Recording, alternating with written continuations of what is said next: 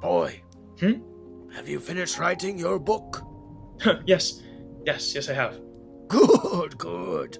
Come, read it to me. Why, do you wish to sleep, old man? Indeed. A good book is the finest sleeping potion. Oh, very well. Take a seat. Let me begin. A brief history of the known world, as presented in books 1 through 15. Book 1 of the First Peoples and the Early World. Among the many questions that have occupied scholars, none has endured so long nor has caused so much uncertainty as that concerning the earliest inhabitants of the world. As is the case with the many mysteries of our world, every nation has its own account of what they believe happened. For instance, the priests of Monrika like to believe that mankind was raised from the soil and sculpted by the gods, while the dwarves proudly claim that they first climbed from the roots of the mountains, already bearing hammer and chisel in hand. Yet, all such traditions, however beautiful, stand opposed by what history tells us. Long, long before the first city was raised and the first idea could be kept in ink or some matter of writing, there lived a people from whom every race now known descends. This fact, although at one point fiercely disputed, is now accepted by almost every accredited scholar. Bones found in the southern lands bear unmistakable likeness to one another. The earliest natural philosophers of Okulata gave this ancestor a name, Luka, meaning the common beginning in the oldest form of their language. Whether Luka was one tribe or many people scattered across the world has never been agreed upon, and perhaps never shall be. It is believed that the people of Luka lived in a world unlike the one now known. The forests reached farther than they do today, while the mountains had not yet weathered into their current forms. Great rivers wandered according to courses long since changed, and beasts now extinct roamed plains where kingdoms would later rise. They had neither kingdoms nor permanent settlements for that matter. Their tools were fashioned from stone, wood, and bone. Fire was poorly mastered, and no evidence has ever been found to suggest that they had writing or any durable means of preserving knowledge beyond speech and crude art. This much is widely accepted, though much is still uncertain. The idea that they had language with complexity is supported by some and rejected by others, along with their level of advancement. Whatever the truth, the people of Luka wandered for countless generations beneath skies that no modern nation remains. They hunted where game was plentiful and gradually spread across much of the known world. During these migrations, there existed no distinction between human and dwerg, elf and orc, for such names had not yet come into being. There were only peoples whose descendants would one day bear those names. The division of the races did not occur over a single generation. It is the work of countless centuries slowly eroding at the unified species. Those that went past the high mountains and settled among them gradually changed as they were separated from the rest of their kin. They adapted to fit through narrow passages underground and be hardier to diseases in the cold. Their descendants became the people now known as the dwerg. Many have found this explanation disagreeable, particularly among the dwerg, whose oldest traditions claim far nobler beginnings, yet the evidence is undeniable. Elsewhere, among the great forests and fertile valleys, other tribes followed different paths. Freed from the harsh necessities imposed by barren heights, they devoted increasing attention to art.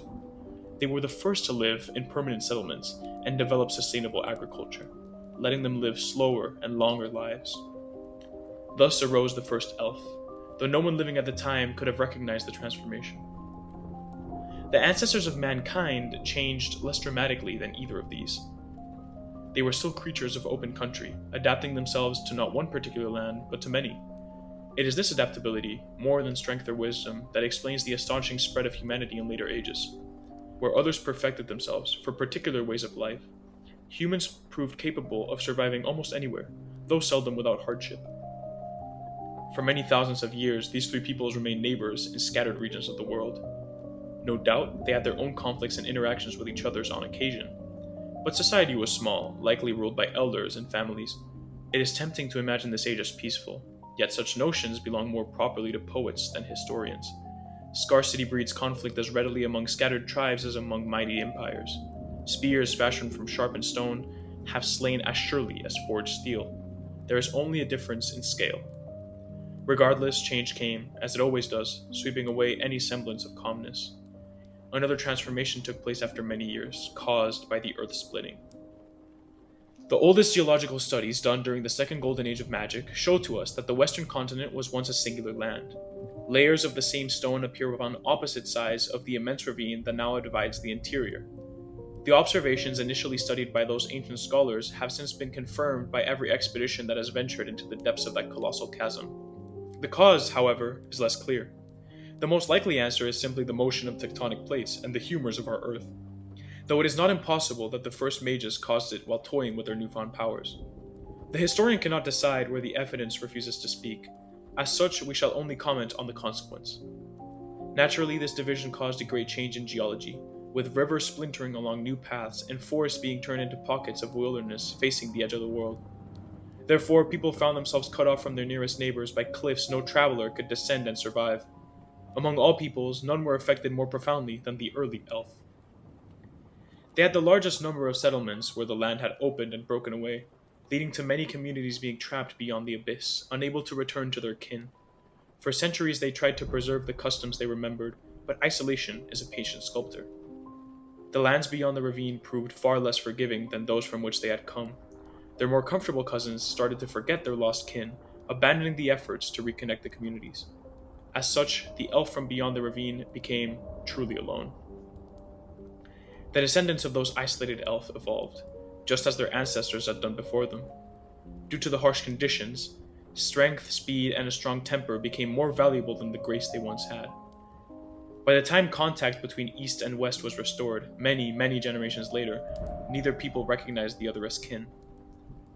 Thus, history first records the people whom later ages would call the Oryx.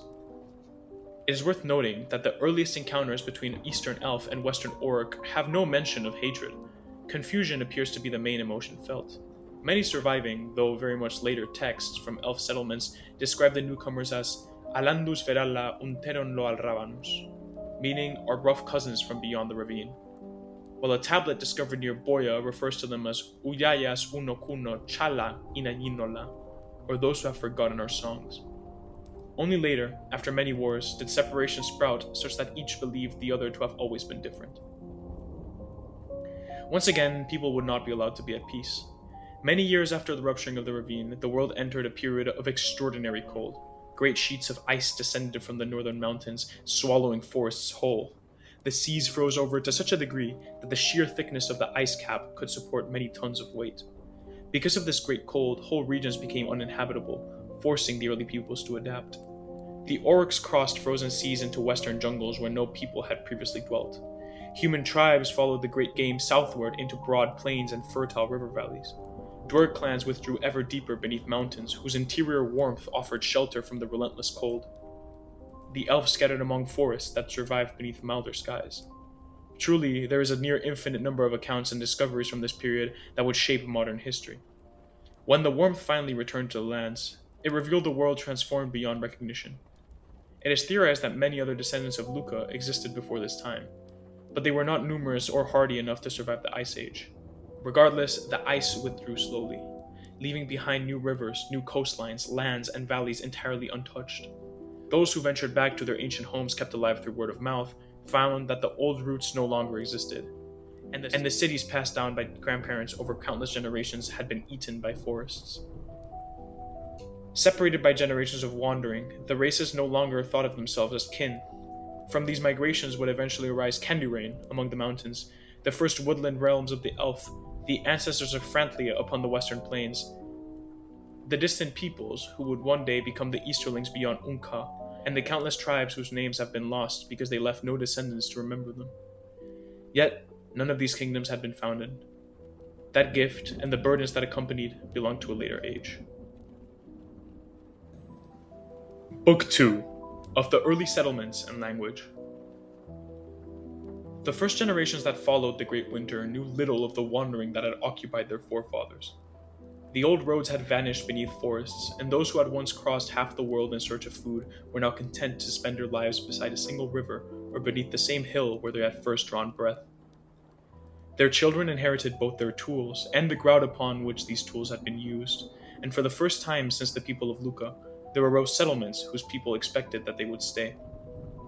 The peoples of these times lived separated, and as such these early villages differed greatly from one another. Those of the dwarves stood close to the mountains, where stone and water was plentiful. Their halls were still modest, for they had not yet learned the craft for which later generations would praise them. The elf settled among the forest, seldom felling more trees than necessity required. And they planted orchards beside their halls, whose fruit would not be gathered by those who first placed the saplings in the earth. Men, characteristically, scattered more widely than either of their cousins. They reached from villages along the western plains to valleys beyond the rivers that flowed eastward through Manha to the southern coasts. No kingdom claimed these settlements, each was governed according to its own customs, and a village rarely concerned itself with affairs beyond those lands its peoples could reach before nightfall. It was enough to know one's neighbors, to tend the harvest, and to guard the flocks from wolves and raiders. Such was the measure of prosperity in those days. Yet peace, however humble, has a way of drawing men together. As the years lengthened into centuries, paths worn first by hunters and shepherds became roads known to every traveler. Those who owned good timber sought the stone of the mountains. Those whose valleys gave grain in abundance desired metals that could not be found under their own fields. Fishermen carried salt inland, while hunters exchanged hides for tools fashioned by hands more skillful than their own. Such dealings were at first uncommon, but each journey made the next a little bit easier, until merchants were no longer a rarity. These travels also provided trade of news and stories of rivers unknown to his own people, and of customs that seemed curious to those who have never left their homeland. Songs traveled in this manner, not only stories. A tale first spoken beside a woodland fire in the west might, after many years and many voices, be heard amongst villages hundreds of years away. Some ancient elves thought the memory to be too small of a vessel for such things, and as such the first advancements towards writing came to be. It is uncertain who first proposed that language might be better preserved by writing. The oldest Bohyan traditions speak of a gathering of wise poets who sought to preserve their texts before age claimed those who still remembered them. Other accounts, chiefly among the woodland settlements farther south, attribute the invention to those who kept records of the seasons and the planting of orchards. The Dwerg sternly believed that runes far older than any elf script were once found within Candyrain, although none of them have been discovered that can be read. The matter has long been disputed, and it is unlikely that any new evidence shall settle it. Whatever its true beginning, it was among the elf that writing first became a common act. Still, writing was a very laborious effort, requiring the skill and patience of a scribe. As such, a single collection of poems might occupy many months, and a history of any length required years of careful work. Books were therefore uncommon, and a settlement fortunate enough to have several was thought rich in learning, though not necessarily in wealth. Many who desired such writings never saw them, for there were too few hands capable of producing them. After nearly 2,000 years, necessity, which has fathered all, brought forth another invention, the printing press. Naturally, it was the elf kind who birthed the printing press, as they did with writing and many other inventions after it. Its presence spread very slowly, unnoticed by those who lived through its earliest years, and slowly over time, books that had once existed in only a single copy began to appear in many settlements. More importantly, knowledge stopped to belong entirely to the place where it had first been discovered. It is also reasonable to state that language traveled as readily as books. The speech of every settlement had its own peculiarities, likely due to the lengthy separations caused by the Great Winter. Yet, merchants quickly learned that bargains were concluded much more easily when both parties shared the same words. Of the many dialects then spoken amongst men, one came gradually to be favored above the rest. It was the speech of the western plains, where many roads met and many travelers passed. The people who spoke it would later be known as the Frantlians, though at that time they remained divided amongst numerous villages and clans. Because merchants so often passed through their lands, their manner of speaking spread far. Therefore, generation after generation found it convenient, until what had once belonged to a single region became understood throughout much of the known world. So there arose the first common tongue, descended from the ancient speech of Frantlia. It was not the first language spoken, nor the most beautiful, as many elf would gladly remind us, but it became the one by which strangers first greeted one another. Even now, when countless tongues flourish across the world, a traveler who knows the common speech may cross kingdoms unknown to him and still find a welcome. Few inventions, save writing, have served the peoples of the world so faithfully. Book 3 of Early Elf Literature. It would be insulting to comment on the invention of writing and the printing press by the elf kind and not provide a sample of their extensive early literature. Those few that remain seldom concern themselves with kings or battles, for such things belong to later ages. The earliest elf writings reflect upon forests, memory, the passing of seasons, and that peculiar melancholy for which their people have long been known. Below is a collection of works gathered from the libraries of Bohya, where they have been preserved through countless generations. Untitled fragment. Lesavaelor anthaleris en vaen, cuneras nosi melaner sereth, al thorenar shiveth, ya elora caer al ulen gilolas, se lavaeran tel labeth meleno era olvaeren. Translated. Little peace comes to those who grieve, when thoughts keep drifting as walls keep shifting, and this great world of ours seems a hut of leaves, moments before the wind. Fragment from Eonaras. Melanar ilora ven aluen, ja velora sereth nosi caeren, vaena ilor vaelor an nosi, en a melanar saen, anor, vara ja ilor narceren duvi ilora, vasen nosi sella, lesa al nosi, vaena lona, ja vaeren sel althal. Translated. To ruminate upon the world we walk beneath, and upon the many joys that surrounds us, is amongst the greatest pleasures one may possess. In one of my reflections, I asked, why did God create a dual universe? And perhaps he would answer, be not like me, I am alone, and it might be heard. Ilo oreas.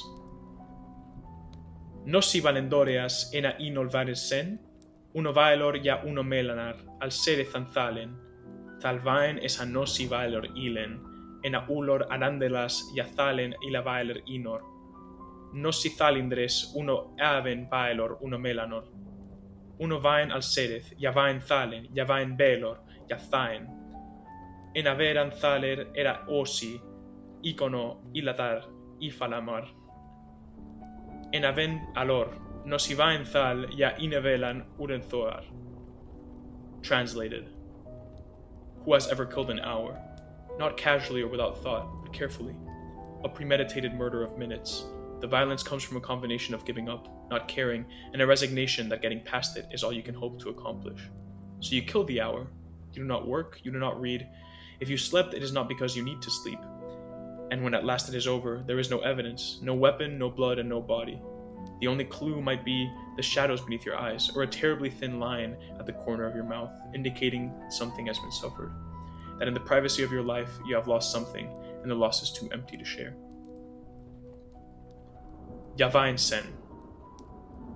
Ja olandras sen, vaen melanar nosif nesithal, ja al sereth ilen vaeren el nosi.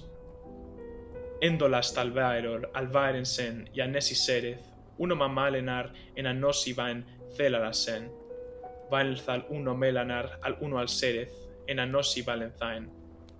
Ja al vaen uno vean thalera, thal uno deloras vino al thal ven, ja al vaeren vaelor, thasi al nosi, ilora, thal sen.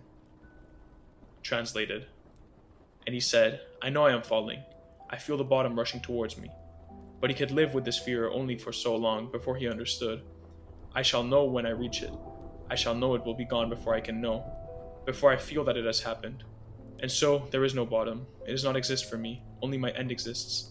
And in a whisper, perhaps that is the thing, the only thing. My end. Egos. Vaen thalare ilora, valare ilora, al thanare nosi ilonar. Baran baran. Translated. Me, thief of light, giver of light, bound by the gods, must be a book. Untitled fragment. Vaelor thal ena ilora, uno althera val vaelor ja vaeran, al sereth ja al nosi uno vaen, ja ena olosasan, nosi unos thal, uno vaen astermola, uno there al varer ja nuso a nosi. Pis lo sereth ona untelas eno vaelor ina singo uno valar, ino va anas al nosi. Translated. And there you have it, another body on the earth surrounded by things that don't mean much to anyone except for the one who can't take any of them along. There is only the witness of things left behind, and the knowledge that what was lost belongs to the one who is no longer here. Untitled fragment. Ulthol ena nosi, thal caer vaeren, vaen thal ina ealor neseren, ja uno alas sereth ilbora, thal, lisero melanar nosi valer inolas. Translated. What miracle is this giant tree? It stands 10,000 feet high, but it doesn't reach the ground. It still stands. Its roots must hold the sky. Book 4 of the First Kingdoms and the Learned Men of Okulata. The years passed differently after literature became widespread.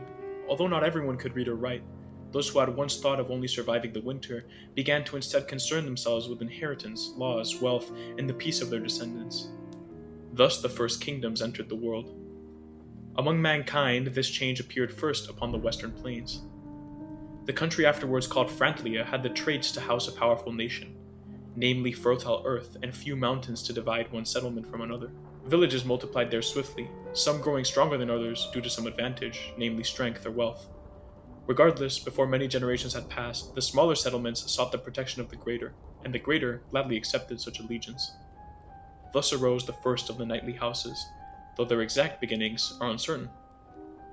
Every noble family of Frantlia holds a different account of its own foundation, and each places its ancestor above all others. It is in the nature of mankind to presume themselves superior to the other. As such, it is impossible to tell the true origins of the houses. It is enough to know that the houses existed, and that they contended among themselves for many years before they learned the advantage of common purpose. Those years were seldom peaceful, however. Lords bickered among each other endlessly in an attempt to gain some form of power over the other. One particularly humorous anecdote that has stood the test of time concerns the lord of the early house Oroiso, named Jacob, and the lord of a neighboring house, Pelion, named Asteros.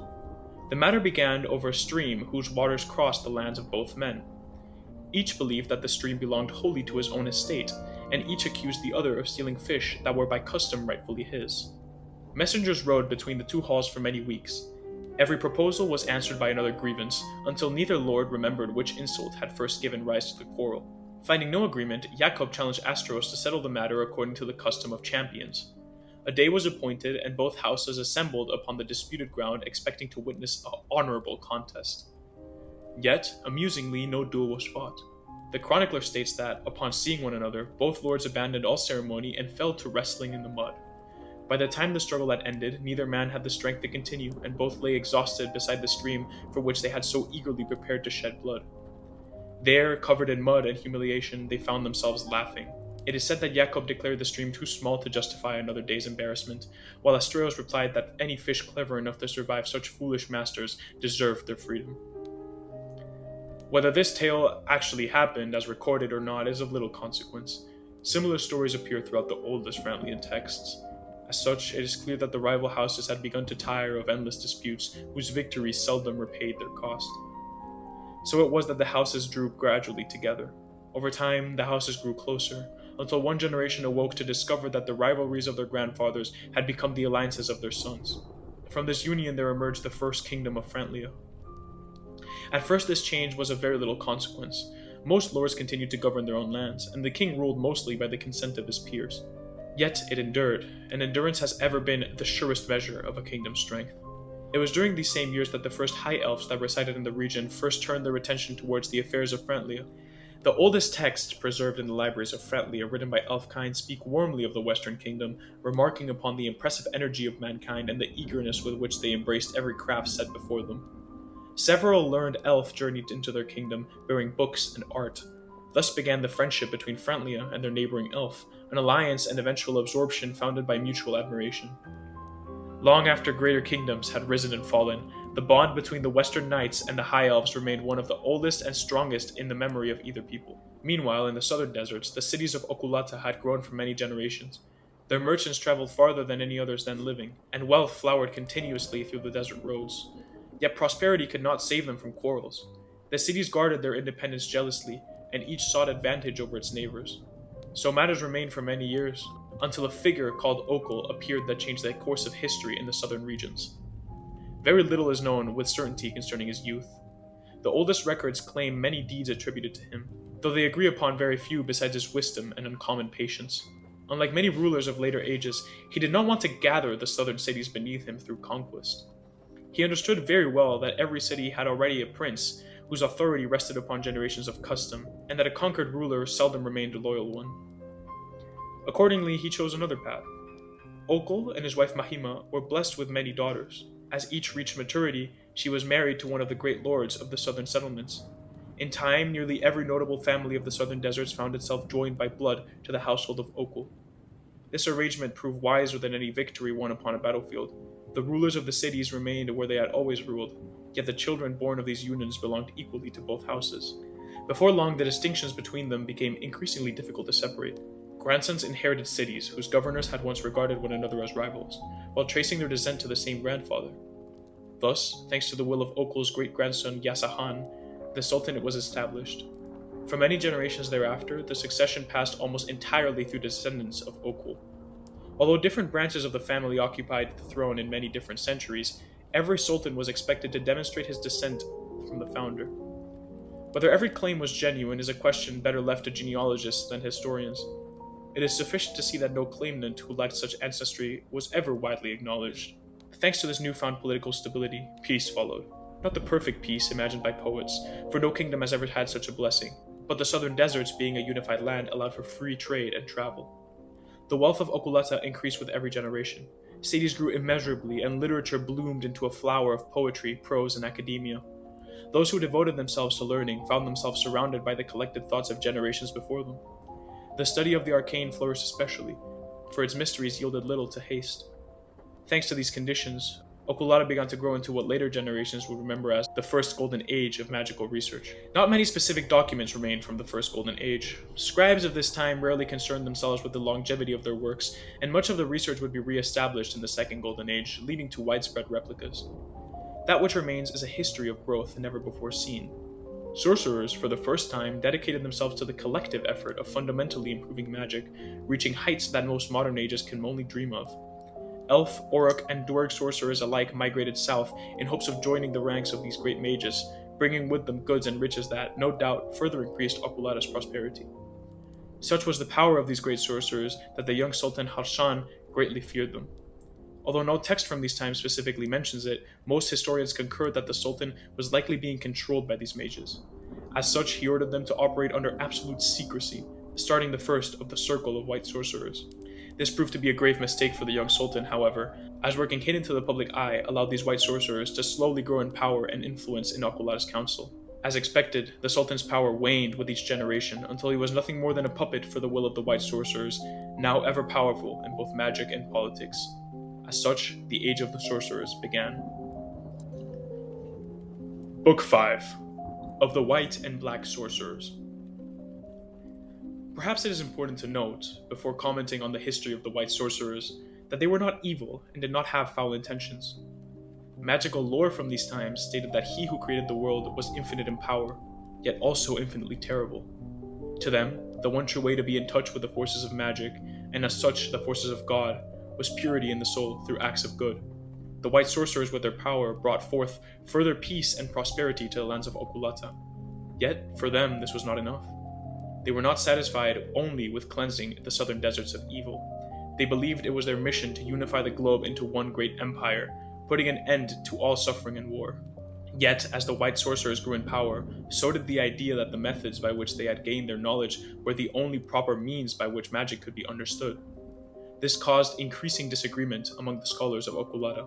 The white sorcerers thought that the arcane was a force that could only be safely approached by those who had purified themselves through devotion and good works. Yet, some learned men of the Sultanate began to question whether such restrictions were necessary at all. To them it was arguable that magic existed independently of the morality of those who studied it, and that refusing to research a part of the arcane because it was considered dangerous could only leave their understanding incomplete.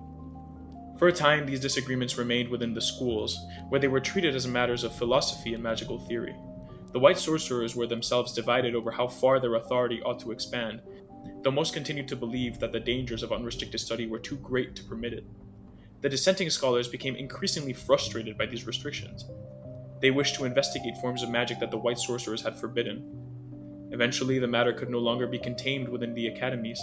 Several of the dissenting scholars were expelled from the schools of Okulata. They departed southwards, bringing with them what knowledge they had managed to carry. They went into Balkar, which at that time was still distant from the authority of the Sultanate. Its peoples were divided, and much of the interior remained beyond the reach of any government. The exiled sorcerers found there the freedom that had been denied to them in Okulata. They established themselves in the mountains and began their studies again. It was there that they first came to be called the Black Sorcerers. The name was originally given to them by their former teachers and was intended as an insult, an antithesis to the purity of the white sorcerers. The exiles eventually accepted it themselves, and in later centuries the name became inseparable from the history of Balkar. Freed from the restrictions imposed by the white sorcerers, they began experimenting upon the physical properties of prolonged exposure to magic. It had long been known that the arcane could affect the body, particularly in those who tried to channel more power than their body could stand. The black sorcerers sought to discover whether these changes could instead be deliberately produced and controlled.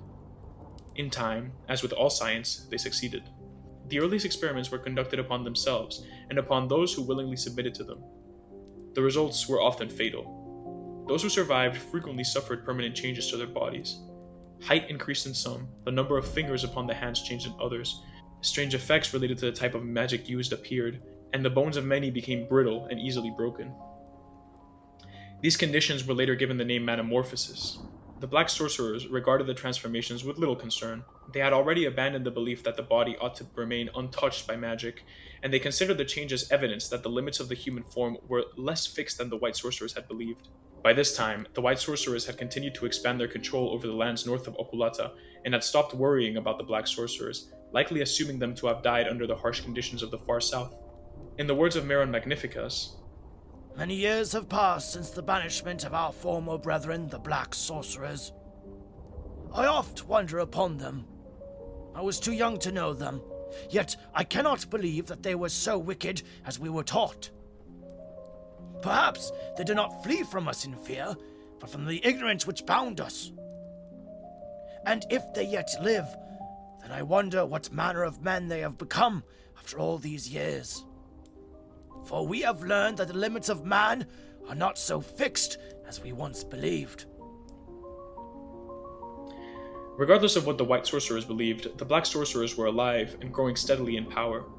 The men of Balkar, forced to live under the hellish conditions of the place, began to gather around the sorcerers, first as servants and students, and later as soldiers. The black sorcerers offered knowledge to those willing to serve them, and their influence spread through the southern mountains. The black sorcerers chose not to return north, for they remembered the judgment of their cousins. They stayed in Balkar, and with every generation, their settlements grew farther removed from the customs of Okulata. The men who had first followed the exiles had themselves begun to die, and their children knew the southern mountains as their only home. The sorcerers taught them their laws and their manner of life, and in return the people of Balkar gave them food, labor, and protection. The descendants of these unified southern peoples became known in later centuries as the Helmen. They were human, as were the people of Okulata and the other kingdoms of the world. Their differences arose from the lands in which they lived and the society that formed there.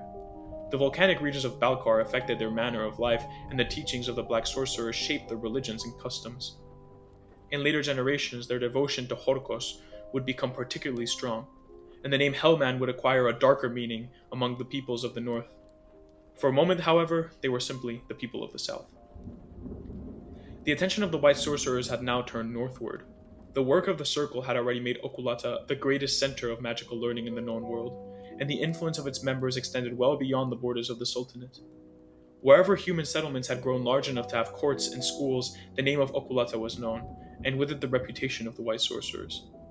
It was then that the first attempts were made to unite the scattered kingdoms of mankind. No doubt, the task was immense.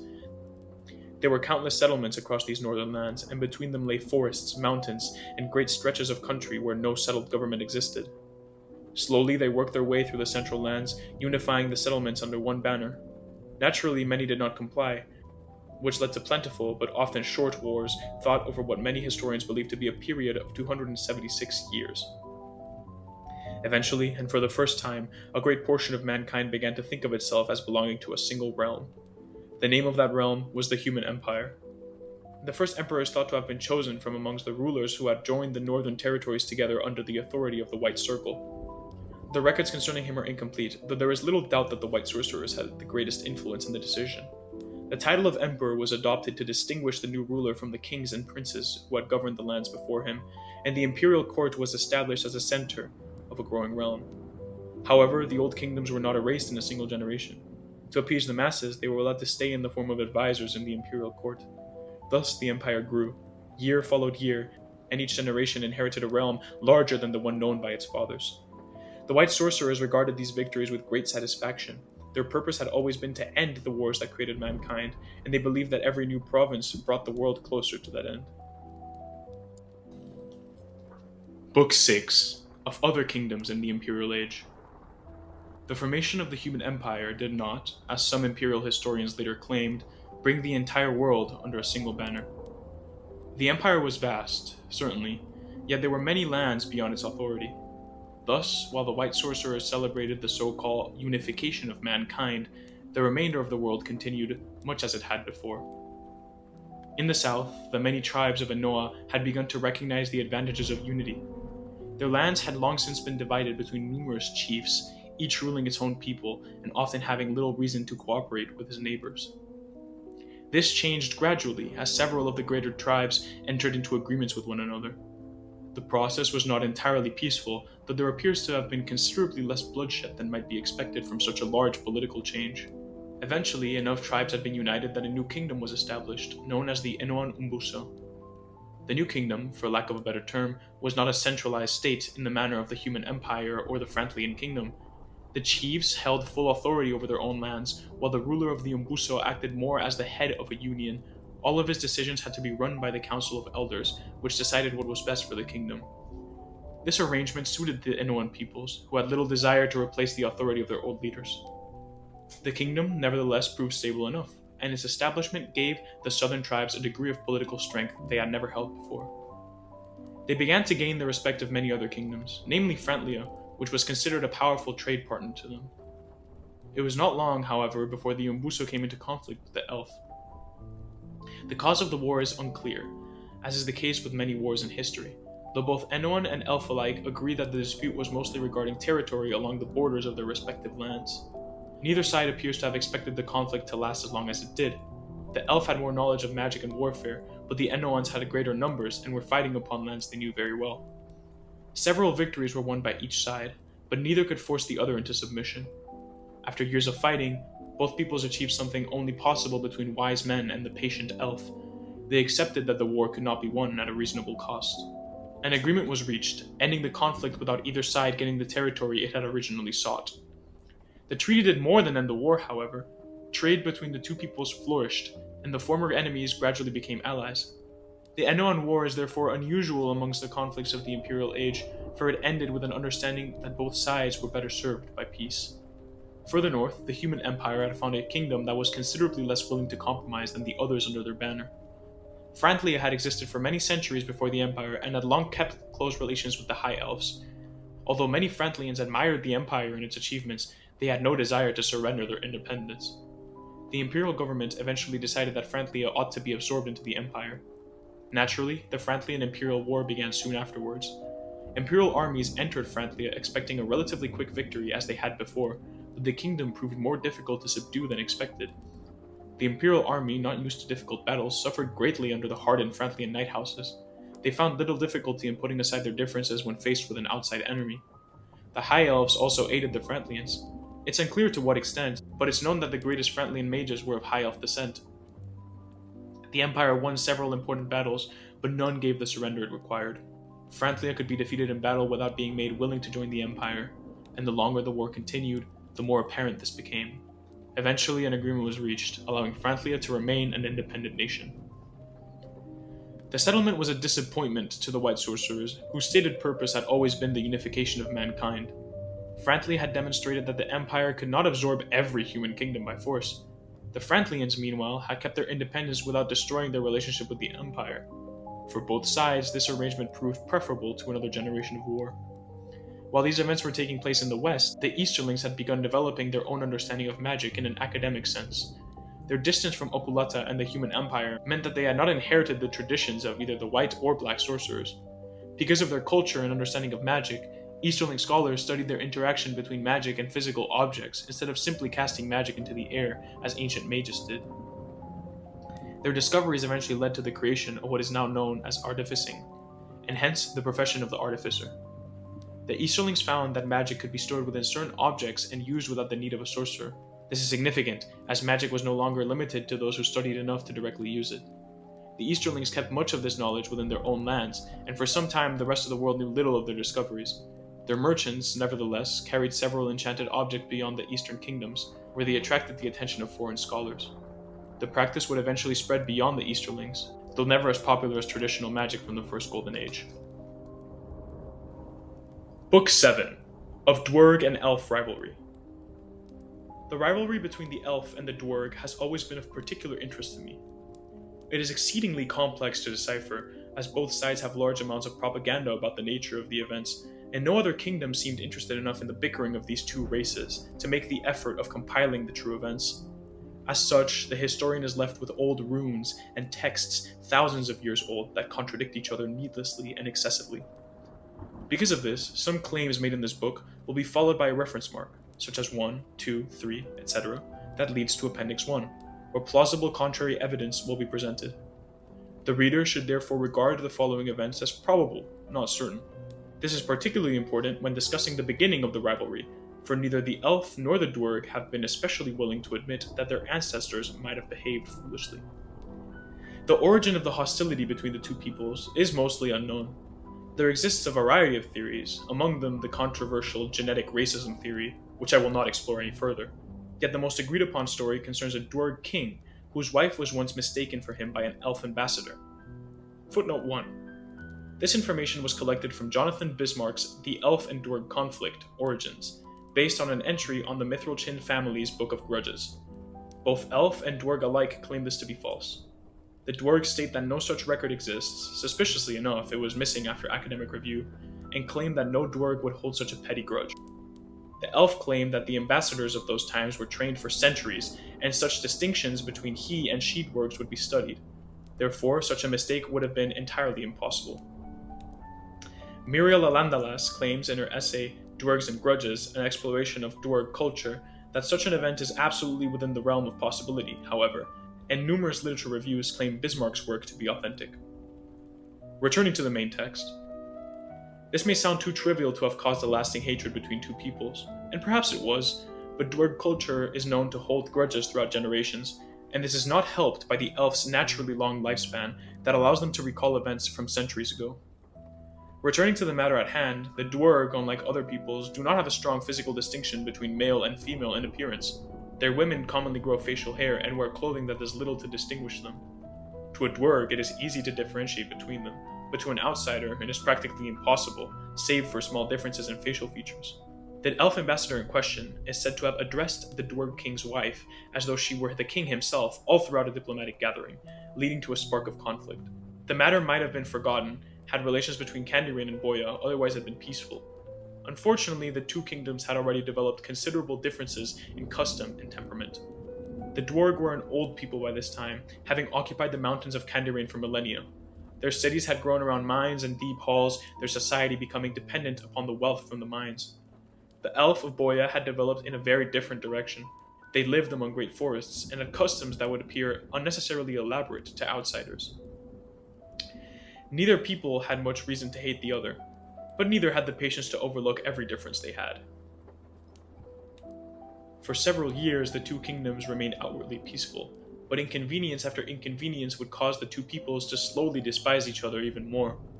It became tradition for dwerg parents to teach their children about the wrongs of the elf, and similarly, the elf would dedicate their time to slandering the dwerg to other kingdoms. Eventually, the roads between the two kingdoms became less traveled, and with time both closed their borders to each other. The elf of Bohya eventually grew tired of this behavior. The constant hostility had become an irritation to the high elves who governed the kingdom. They had little interest in another generation of diplomatic arguments. It was decided that Candyrain would be given a warning that would be considerably more memorable than another letter from the Bohyan court. The creature chosen for this purpose was Unshok. Footnote 2. Gathered from Oln Inolello's Unshok and the Elf Kind, based on primary sources regarding the matter by human settlements that recorded the travels of the elf in search of Unshok. Naturally, the elf denied direct involvement and claimed that the wereworm was agitated accidentally while gathering marble in the mountains. Geologist Rollum Nickelbeard, in his essay The Lies of the Elf, disproved this, showing that the mountains of the time did not have marble deposits. The marble would only start surfacing after a sorcerer accidentally caused the limestone to heat when casting a warmth spell over a nearby town nearly 500 years later, as recorded in Magic and War Volume 18, unaccredited. Returning to the main text. Unshok was a great worm that lived in the mountains surrounding Candyrain for many years. Worms are amongst the largest creatures known to inhabit the underground world. Their bodies resemble those of enormous serpentine wyverns, though they have neither wings nor legs. They move through soil and stone by burrowing, and their great strength allows them to pass through rock effortlessly. They are rarely seen by surface dwellers and generally avoid settled regions when wilderness is available. Footnote 3. From Mount Sahar bueros on worms and their habitats, it is explained that they prefer to live quietly and undisturbed, and to them the effort of taking over a settled region is not worth it. Biologist and academic nemesis of buero, Anna Skinks, in her work Why Mount Sahar is Incorrect Regarding Worms, explains that they will gladly overtake a populated region as long as the resistance is futile enough from the inhabitants. Mount Sahar clapped back in his essay Let Me Publish Skinks on Worms, saying that her claim is obvious and implied by his work. A series of papers were published, until eventually Skinks died of a leprosy-related infection and the debate came to a close. Buero's work has been peer-reviewed and verified, while Skinks was unable to request so in life. As such, Buero is the one considered for this record. Returning to the main text. Unshok was a wereworm, meaning a male worm, and male worms are considerably larger than females. This distinction is quite important. Unshok was not only a large example of his kind, he was enormous even by the standards of the great worms. His body had grown through centuries of life in the mountains, and the network of tunnels through which he traveled had gradually become his territory. Candyrain stood within those mountains, though Unshok had never previously attacked the city. He had lived near the Dwerg for generations without causing any serious conflict between them. The Dwerg knew of him, and he knew of the Dwerg, but neither had reason to interfere with each other. This was precisely what made Unshok so useful to the elf. The high elves could not command a great worm as they might command an ordinary creature. They understood, however, that worms were territorial. If the creature was driven from its existing hunting grounds and encouraged towards the mountains surrounding Candyrain, it would naturally seek somewhere new to establish itself. The elf therefore disturbed Unshok's territory and gradually forced him towards Candyrain. Footnote 4. Refer to footnote 2. Returning back to the main text. The intention was to make him believe that the mountains beneath Candyrain were available. Candyrain had been built into the mountains over countless generations. Its halls extended deep beneath the surface, sometimes reaching areas that had been untouched by daylight for centuries. To Unshok, these tunnels were impossibly comfortable. A great worm searching for a new territory could have hardly found a more convenient place to settle. The Dwerg were excellent miners and capable warriors, but neither skill was particularly useful against a creature of Unshok's size. He could move through the earth faster than a heavily armed company could travel through a tunnel. When soldiers approached him, he would retreat through passages too narrow for them to follow. When they attempted to collapse those passages, Unshok simply dug through another section of the mountain. The deeper the Dwerg pursued him, the more dangerous the battle became. Many attempts were made to drive him towards the surface. These failed because Unshok had no reason to stay where the Dwerg wanted him. Whenever he was attacked, he moved deeper into the mountain. This brought him closer to the oldest and most heavily populated portions of Candyrain. The Dwerg had built their kingdom around the assumption that attacks would come from the outside. Against Unshok, they had no means of defense. Unshok entirely destroyed Candyrain. Fighting him proved impossible. Even when injured, Unshok could disappear beneath rock before the Dwerg could reach him. Footnote 5. From Ungor Stonehelm in his book The Battle Against the Wereworm. Ungor has always been a close friend of mine thanks to his impressive ability to include embarrassing history in the pursuit of accuracy, particularly for a Dwerg, which proves difficult. His work is rejected by Dwerg scholars because of this. A review from the Candyrainian Historical Council found the idea that Unshok was faster and mightier than the Dwerg ridiculous. In the words of Bollock's Strongscribe, quote, any self-respecting Drero, archaic word for Dwerg, would read the runes carved by our forefathers and take them to be the truth. We fought against the wereworm with strength, and no knifer, derogatory term for an elf from knife ear, or mayfly, referring to humans, may say otherwise. We reject Stonehelm's work and decided to be inaccurate. Human and elf review alike have found Stonehelm's book to be accurate. Returning to the main text. As such, the elf caused what is now known as the devastation of Candyrain, forcing the Dwerg to migrate their population to a nearby mountain range and re-establish themselves. News of the wereworm attack being caused by the elf purposely disturbing it quickly reached the ears of the Dwerg, and after quickly establishing themselves and building up their forces, Candyrain declared war upon Bohya. The first Candyrainian Bohyan War began soon afterwards. Footnote 6. The time between the devastation of Candyrain and the first Candyrainian Bohyan War is unclear. I claim soon afterwards, as I may claim generations afterwards. Yet we must recall that many years to a human is not but a season to an elf or dwerg. Regardless, the approximate time between these events was sourced from Jonathan Bismarck's The Time Between the Devastation and War. The elf claim it to be more, while the dwerg say it's less. No convincing evidence exists to support these arguments, as such Bismarck's work is considered. Returning to the main text, the opening battles were fought along the mountain passes separating the two kingdoms. The dwerg had a more numerous and powerful army, but the elf had sorcerers many times more powerful than the dwerg could dream of. The armies were perfectly tailored to keep each other at bay, neither gained much footing on the other. The war therefore became slow. Neither kingdom could force the other into surrender. Both were fighting close enough to their own territories that they could quickly replace losses, and as such every victory was followed by another battle, and every defeat was followed by a retreat to positions that were difficult to attack. Many records of these battles remain, though none are as influential as the invasion of New Candyrain. The elf eventually decided to bring the war into the Candyranian mountains after a victory at the gates. This was a mistake, however. Dwerg soldiers had spent their entire lives learning the terrain. Elf armies that entered the region found themselves in unfamiliar territory, getting ambushed by the much more experienced dwerg. The dwerg recovered several important mountain passes during this period. The victory showed that Bohya could not simply overwhelm Candyrain by magical superiority. This led to the elf concentrating their forces farther from the mountains, which no doubt caused the war to simmer down. The conflict continued for many years. Neither side achieved the purpose for which it had entered the war. Candyrain wanted Bohya to admit responsibility for the destruction of its city and provide compensation, but Bohya refused to accept such terms. The High Elf said that the dwerg had brought the matter upon themselves through years of hostility, and that they had no intention of allowing Candyrain to dictate terms after failing to conquer their kingdom. The war became increasingly expensive. Candyrain had already suffered the destruction caused by Unshok, and the fighting drained the kingdom's remaining wealth. Bohya had lost many settlements along the frontier and was forced to keep a large army for longer than his generals had anticipated. Eventually, both sides accepted that another victory would cost more than it was worth. Negotiations began in a neutral settlement between the two kingdoms. The discussions lasted many months. Candyrain demanded that Bohya acknowledge responsibility for Unshok's attack, but Bohya refused to use such language.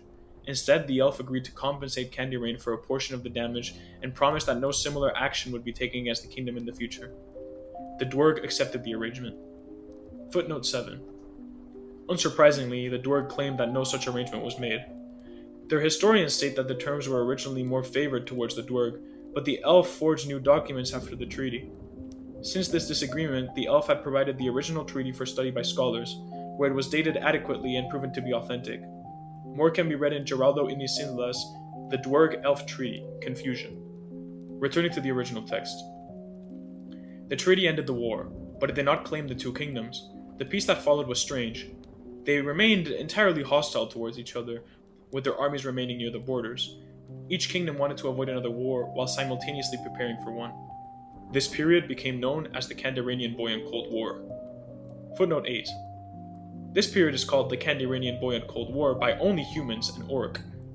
The dwerg call this period the Treaty Times, while the elf call it Paused Battles. This is included as contrary evidence, as either race refuses to call this time a Cold War. They both state that no such conflicts existed, and relative peace turned to the lands. Work by Bismarck, Isildas, Stonehelm, and numerous other authors specialized in this area of history prove otherwise. Returning to the main text. This Cold War kept quietly raging on for many centuries. The two peoples had discovered that hatred could stay even when there was no longer anything to fight over. By the beginning of the Imperial War, Candyrain and Bohya had spent centuries preparing for a conflict that neither truly wanted. When that greater war finally arrived, their preparations would be put to good use. Book 8 of the Imperial War, Part 1. The human empire had existed for many years by the time the Black Sorcerers were rediscovered. Their existence had largely been forgotten over time, since most surviving accounts of them came from the White Sorcerers, who by this point had reduced their forces to a select few of their most powerful. It was therefore genuinely believed that the Black Sorcerers had either died in Balkor or had become too few to be significant. This belief, however, was proven wrong. The rediscovery of the Black Sorcerers is generally attributed to an elf missionary named Calandras Veloris, who was a mediocre wizard devoted to the White Sorcerers. The White Sorcerers had spent many generations trying to restore their influence within the Empire, and part of this effort involved sending men into distant lands to spread their teachings. Calandros was among these travelers. He journeyed southward beyond the Imperial border and eventually entered Balkar. trying to bring with him the teachings of the white sorcerers to what was thought to be distant and untapped lands. It is difficult to imagine a mission less likely to succeed in retrospect, however. The black sorcerers had spent centuries developing in isolation and had little reason to welcome a representative of the white sorcerers. It is believed that upon reaching Balcar, Calandros openly announced himself to be a follower of the White Circle. Rather swiftly, he was detained by the black sorcerers. They quickly realized that he had knowledge concerning the state of the Empire and the modern teachings of the white sorcerers, and so they kept him prisoner, and for many years he was questioned regarding the Empire and the white sorcerers. Most sources are in agreement that torture was employed extensively during these interrogations. By the time he was finally released, Calandros had spent so long in captivity that many believed him dead. He was not, however, and brought with him as much information as he left behind. His return caused considerable alarm among the white sorcerers, understandably. They listened to him closely, as he was never taught of the black sorcerers, and were intrigued as he told of the many advances of the South. Most troublingly, he explained that many of the practices forbidden in Oculata had become commonplace among them. Calandros was regarded seriously enough that numerous expeditions were sent south in the years that followed. It is unnecessary to recount each expedition individually, though records still exist of most, as they varied wildly in purpose and achievement. It is enough to say that nearly all the expeditions confirmed the notion that the black sorcerers were still powerful, numerous, and entirely unwilling to abandon the principles for which they had originally been exiled. There was nevertheless some attempt by the black sorcerers to change the manner in which Balcar was governed. The sorcerers had begun establishing councils in which decisions were made collectively. Furthermore, some historians have seen this as the beginning of democracy in the south. The arrangement was not entirely unlike that of the Enoanumbuso, although the authority of the sorcerers was still much superior. It is uncertain how successful these early institutions were, though they appear to have been accepted by much of the population. The white sorcerers did not see this as enough change. Their concern had never been only with the government of Balcar, it mostly dealt with the teachings of the black sorcerers. The attempt at democratic government was therefore regarded as little more than a change in administration, as in the eyes of the white sorcerers, the black sorcerers has not changed. Surely enough, war was declared shortly afterwards. The War of Balcar was unlike most of the wars fought by the human empire during this period. Balcar was a difficult land in which to fight, and the imperial armies found themselves advancing through territory that was poorly suited to large armies. The black sorcerers had also spent many years becoming familiar with the region, and their influence over the Helmen of Balcar meant that the empire was unable to make much progress. The first campaigns therefore produced little of lasting importance. Imperial armies divided into the southern lands, only to find their progress slowed by the terrain and by the resistance of the black sorcerers. The empire was nevertheless able to continue sending armies south, while the black sorcerers had considerably fewer men available to them. As the war continued, the position of Balcar became increasingly difficult. The black sorcerers could resist the empire, but they could not easily replace the people lost in the fighting. Their magical knowledge gave them advances which ordinary armies did not have, although even this was becoming insufficient. It was then when the first attempts were made to use magic for the purpose of making the ideal soldier. Its results, however, still impact our world today. The black sorcerers had known for centuries that magic could change the human body, see Book 5. Their earlier experiments had already caused numerous deaths, although those experiments had generally been done by sorcerers who had chosen to expose themselves to the effects. The new experiments were different, as men and women were changed deliberately in the hopes that their bodies could be made more suitable for war. Those who survived were no longer entirely human in appearance, and their bodies were affected permanently. These people warped by the effects of black magic became known as the Beastmen. The creation of the Beastmen was regarded by later generations as one of the darkest acts done by the black sorcerers, even among the people of Balcar, who had been accustomed to their methods. The number of people subjected to these experiments is unknown, and it is entirely unlikely that many more died than survived. Additionally, it is suspected that most of the subjects were unwilling prisoners of war. The Beastmen, nevertheless, proved impossibly effective in battle. Their bodies allowed them to survive wounds and conditions which would have killed regular soldiers, and their strength far exceeded that of any other race.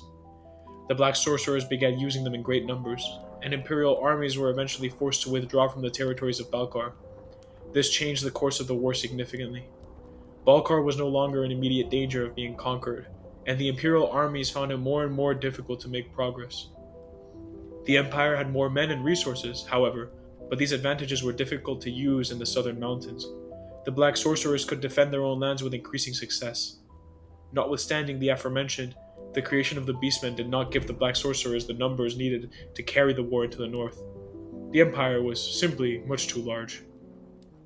Consequently, While the Black Sorcerers were able to push the Imperium back, they could not pursue it far back enough to threaten it significantly. Therefore, the war continued without a decisive result. The Empire could not conquer Balkar, and Balkar could not conquer the Empire. The discovery of the Black Sorcerers also had consequences beyond the war to the White Sorcerers. They had believed that their former brethren had either died or grown obsolete. Instead, they had spent centuries developing forms of magic which had largely disappeared from the north. The war, therefore, became a matter of research as much as it did territory. Here the warrior's account regarding Beastmen. Quote, "The chanting. I have not slept in 3 days. The beasts are here to destroy us and sacrifice us to their gods.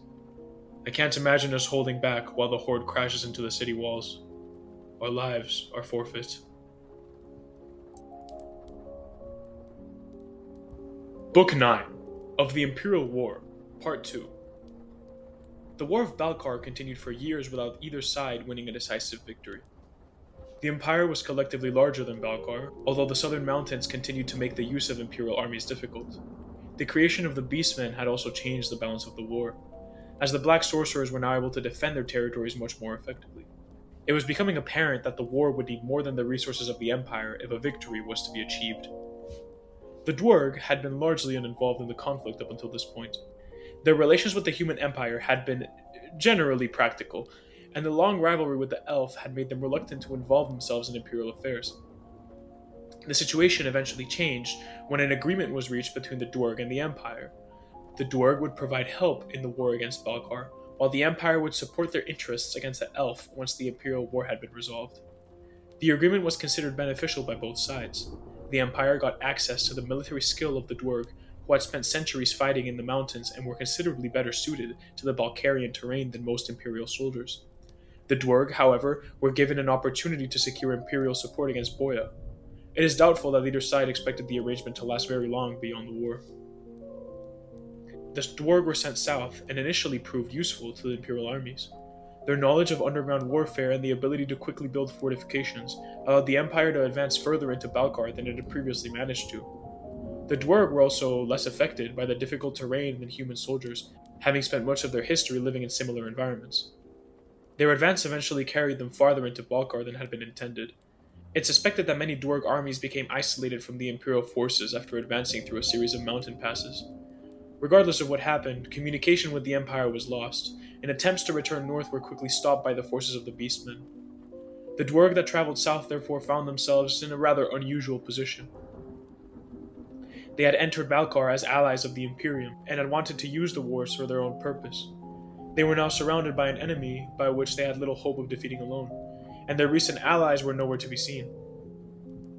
The Black Sorcerers were aware of this situation, and eventually offered an arrangement, the terms of which are poorly recorded. It is generally accepted that the Dwarg were allowed to stay in Balkar in exchange for their cooperation against the Empire. Some sources claim that the Black Sorcerers had already begun considering the Dwarg useful for purposes unrelated to the war. Whatever the original intention, the two groups eventually began working together. This cooperation was exceedingly unusual, however. The Dwarg had little in common with the Black Sorcerers, and their previous agreement with the Empire had been made largely because of their hostility towards the elf. Nevertheless, the Black Sorcerers had knowledge that the Dwarg found useful, particularly concerning rudimentary artificing. The Dwarg had always had considerable skill in metalworking and construction.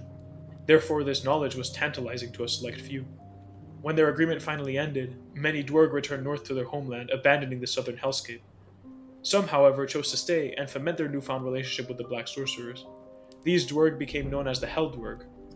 The Hell Dwarg were changed over time, mostly with the help of the Black Sorcerers.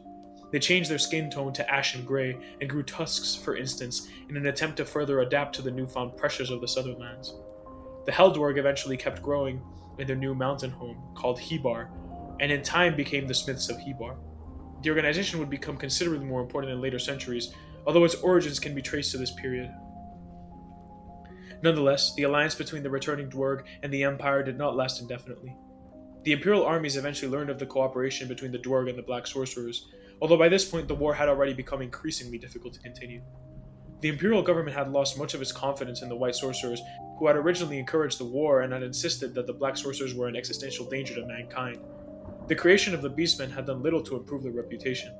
The white sorcerers had warned for generations that such research would eventually lead to dark practices, and now the imperial armies had seen the results directly. The problem was that the Empire had been unable to prevent them, and were now unable to make a force against them. Emperor Jacob IV eventually came to believe that the continued existence of the White Circle of Sorcerers was becoming a danger to his people. The Circle had considerable influence over imperial policy and had played an important role in the beginning of the War of Belkar. Its members had also been unable to provide the Empire with the means to defeat the Black Sorcerers. Jacob IV therefore abolished the Circle, and the decision was followed by a much wider restriction upon magic. The study and practice of magic was similarly gradually prohibited throughout the Empire. The decision was definitely controversial, although the war made opposition difficult. The Beastmen had shown what the Black Sorcerers were capable of producing, and the White Sorcerers, or magic for that matter, could not compete. This period is generally known as the Dark Age of Magic, which is a slightly misleading name, as magic did not disappear. The Black Sorcerers continued their research in Belkar, and their knowledge continued to develop. The Empire, however, had greatly reduced its own ability to respond to these developments. The war consequently became slower and more destructive. For the Empire, the decision to abolish magic had been intended to end the danger created by the Black Sorcerers. Instead, it created a considerable disadvantage. The Empire had chosen to abandon the study of magic at the same time that its enemies were becoming more skilled in its use. The war, therefore, entered a terrible period in which the southern Black Sorcerers steadily gained footing, slowly pushing a path north beyond the great mountain range separating the lands. The Empire had no choice but to respond with more numbers, as they had no magic to dispel enemy fire. For the time being, the war continued, and the Black Sorcerers continued their research in the south, while the Empire tried to fight a magical war without magic. The results of this decision would only become apparent after the death of Jacob IV. Book 10 of the Imperial War, Part 3. The death of Emperor Jacob IV marked an important change in the course of the Imperial War.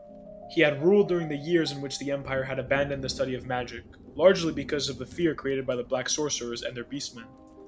His decision to abolish the Circle of White Sorcerers had been intended to remove their influence from imperial affairs, yet it also left the Empire increasingly incapable of answering the magic being used against it in the south. Jacob IV did not live to see the consequences of this decision fully realized. Upon his death, his daughter Celestine I inherited an empire still at war and weakened by years of fighting. Celestine I quickly reversed many of her father's policies. Magic was once again legalized and fomented within the empire. The decision was controversial, to say the least, particularly among those who had lived through the horrors of the war at Belkar. Yet the continued successes of the Black Sorcerers had made the old restrictions increasingly difficult to defend. The Empress understood that the Empire could no longer afford to fight an enemy whose greatest advantage was a field of knowledge that Imperial scholars had abandoned. The work that followed would later be remembered as the Second Golden Age of Magic. Quite unlike the First Golden Age, this period was not centered upon Okulata. In point of fact, Okulata was no longer the Imperial capital, and now served as a battlefront with the South. Regardless, the war had made the study of magic an absolute necessity, and scholars from across the known world were invited to contribute to the effort. The Easterlings brought their knowledge of artificing, a field never before seen in the lands. Even the Dwerg, whose knowledge of magic had been traditionally limited, which, of course, a Dwerg would never admit, contributed what they thought. The Empire had learned that the world was becoming increasingly international. Magic was studied with a sense of urgency that had been absent during the earlier Golden Age. The result was a period of warfare unlike anything that had preceded it. Many have called it wonderful, while others have called it terrible.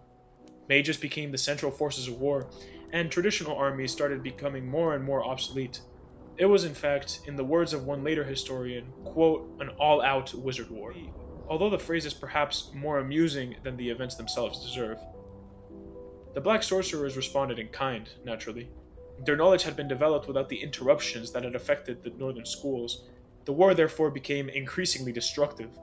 Both sides developed spells and weapons intended specifically to counter the other, and each advancement was followed by another attempt to surpass it. There was little room left for restraint once the conflict had reached this stage. Among the Imperial Wizards was a man known as Balthasar the Blue. This was likely not his real name, as Balthasar means massive, large, or titanical in elf speech, but the title is found in several texts and has therefore survived into modern histories. Balthasar was particularly interested in the Beastmen. Their effectiveness had always depended upon their extraordinary physical abilities, and the Empire had long sought some means of reducing the advantage they had upon the battlefield. His solution was a spell intended to increase their hunger tenfold. The intention was simple enough. A beastman that could no longer satisfy its appetite from the ordinary spoils of war would become increasingly difficult for the black sorcerers to control. The spell succeeded, but unfortunately, it succeeded rather better than anyone had anticipated. The beastmen had always had a considerable appetite, yet the magic changed something deeper than their ordinary hunger. They starved, and after battles they remained unsatisfied. The black sorcerers soon found that their creations were becoming increasingly difficult to command. The beastmen had served them for generations because they were given purpose, direction, and food. Now the last of these was no longer enough. Their masters had made creatures whose greatest instinct had become impossible to satisfy. The rebellion that followed appears to have begun rather suddenly. Beastmen within Balkar rallied together and turned upon their masters, and the violence spread rapidly through Balkar.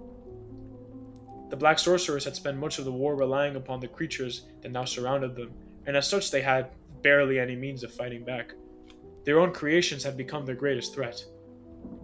The surviving accounts of this period are understandably reliable. As such, it is impossible to go into much detail, but it is clear that the beastmen overwhelmed the black sorcerers and killed them in large numbers, devouring many of those who had once commanded them. With the destruction of the black sorcerers, the War of Balkar finally came to an end. No side held victory over the other. Truthfully, the war ended because the force which had sustained Balkar's resistance had destroyed itself. The beastmen naturally did not stay united after the death of their creators. Many stayed in Balkar, where they continued to live among the ruins of civilization that had made them, fighting amongst each other. Others chose to migrate northward, leaving the southern mountains behind.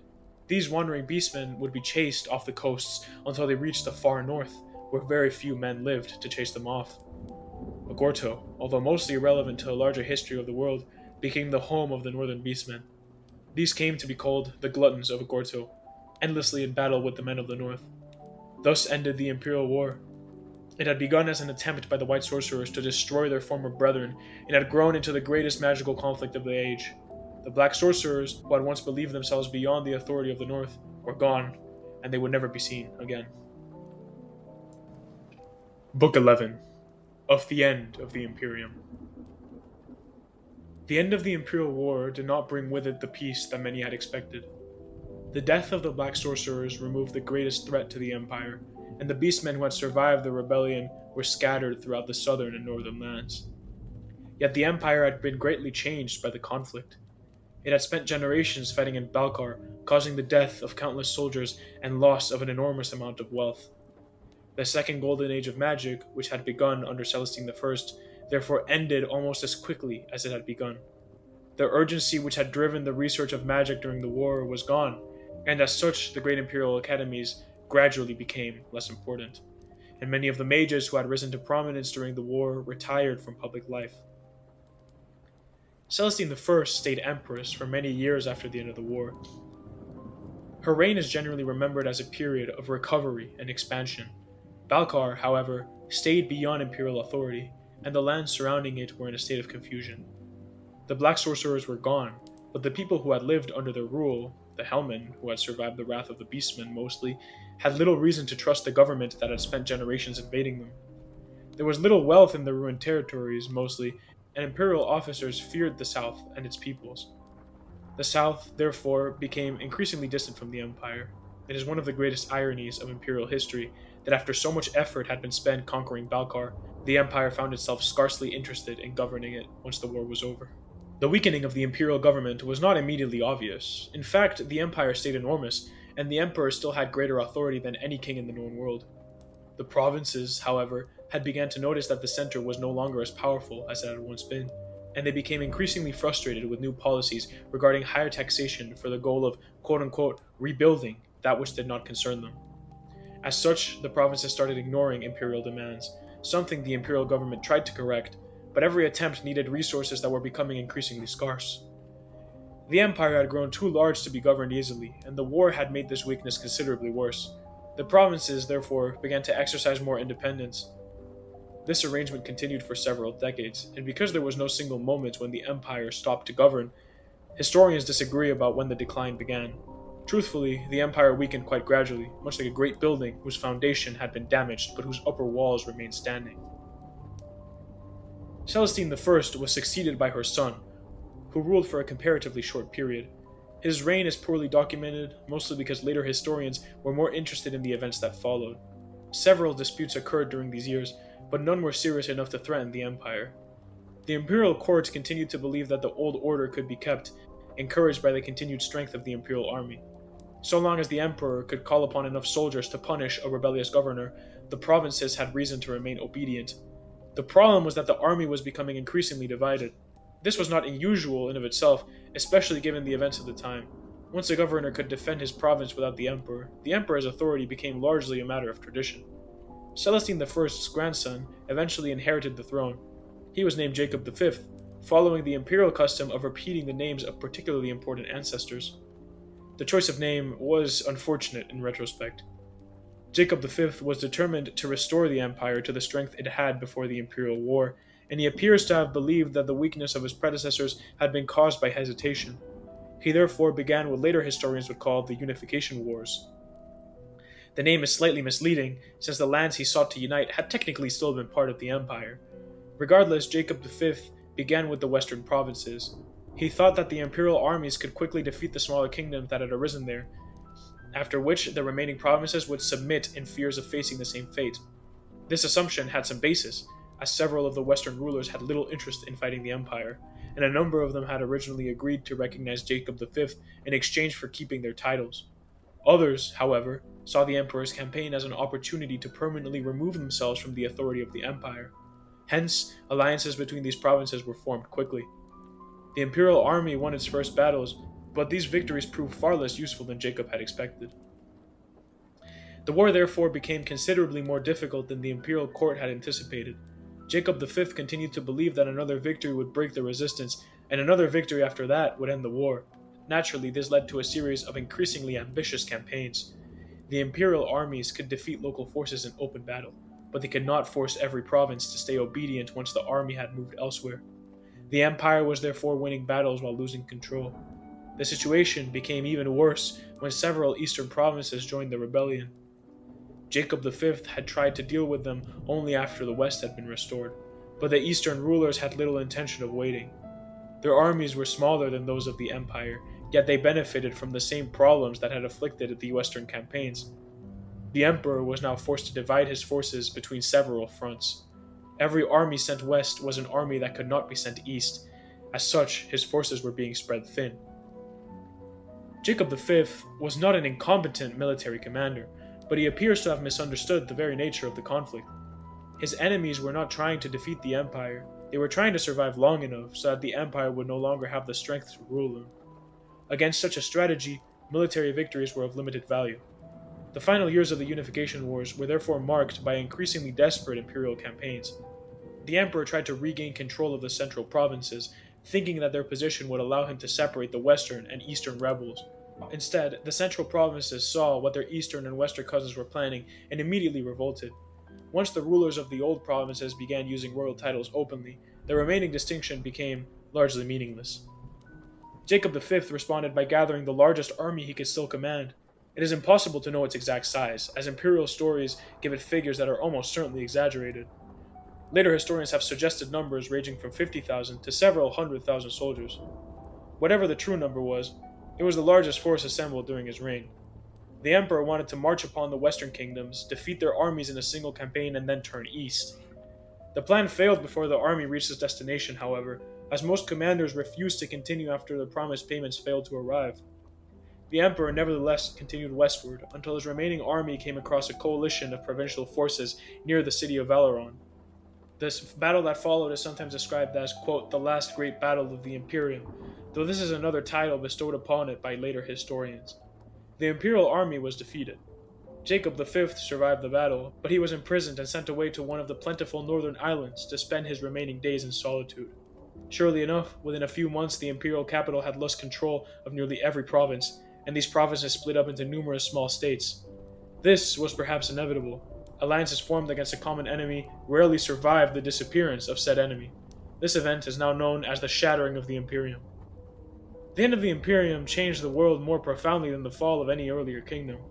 For centuries, the peoples of the continent had lived under the shadow of a single great power. Even those who had opposed the empire had defined themselves partly by their relationship to it. Now there was no such power. There was no longer a single authority capable of imposing peace upon the continent. It would be incorrect, however, to describe the following centuries as entirely chaotic. Many kingdoms prospered after the independence, freed from taxation and military demands of the imperial court. The fall of the empire was therefore a political transformation, bringing both opportunities and dangers. Book 12 of the Age of Discord. Without the Imperium mediating the two kingdoms, it was practically impossible for the elf of Bohya and the dwerg of Candy Rain to remain at peace. For centuries, the two kingdoms had stayed passively hostile towards one another, although neither had been willing to start another great war. The presence of the Imperium had given both a reason to stay cautious. Candy Rain did not wish to anger an empire which had, on several occasions, supported its interests, and the elf of Bohya felt similarly. With the shattering of the Imperium, neither concern mattered. The event which finally ended the peace was the discovery of mithril beneath the mountains of Candy Rain.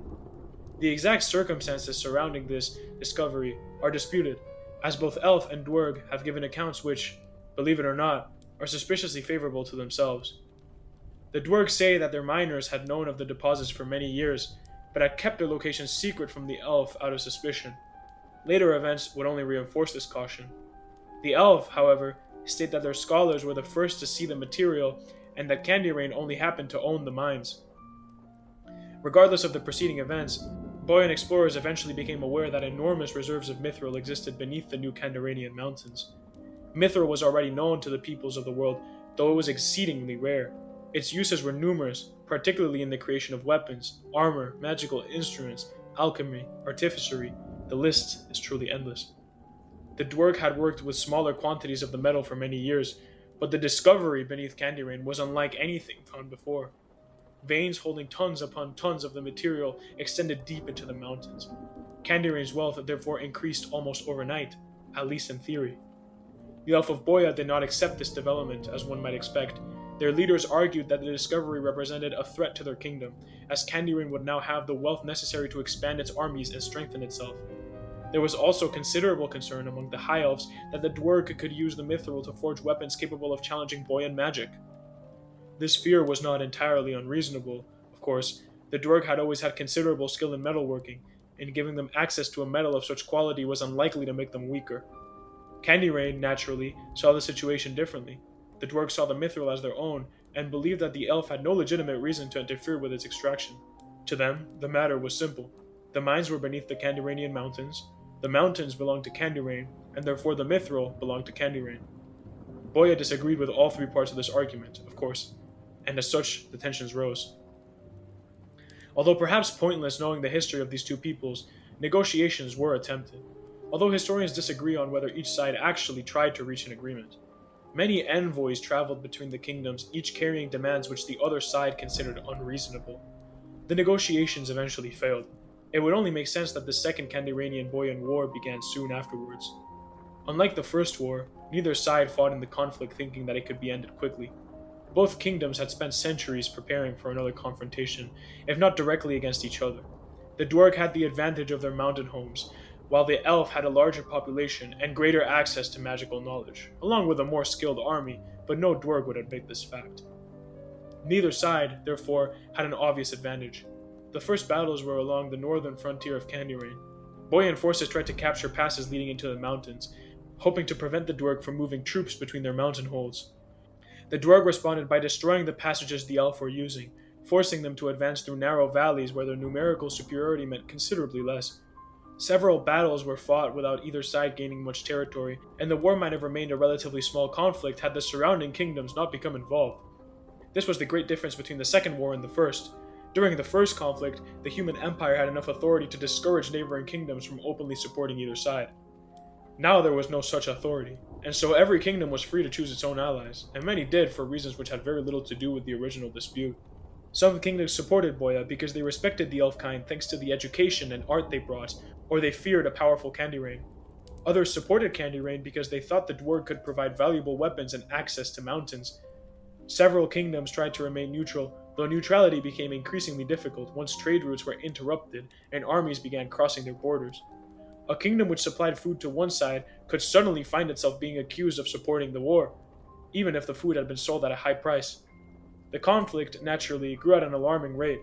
Over time, these conflicts would float over to happen between the human kingdoms with no elf or dwerg in sight, and peace became a rare phenomenon in the Central Lands. As such, the Age of Discord began. It would be wrong, however, to suggest that every kingdom was constantly at war. There were periods of peace, and some kingdoms prospered considerably during them. Several cities, namely the Eno and Mbuso of the south, grew wealthy by selling weapons to both sides of various conflicts.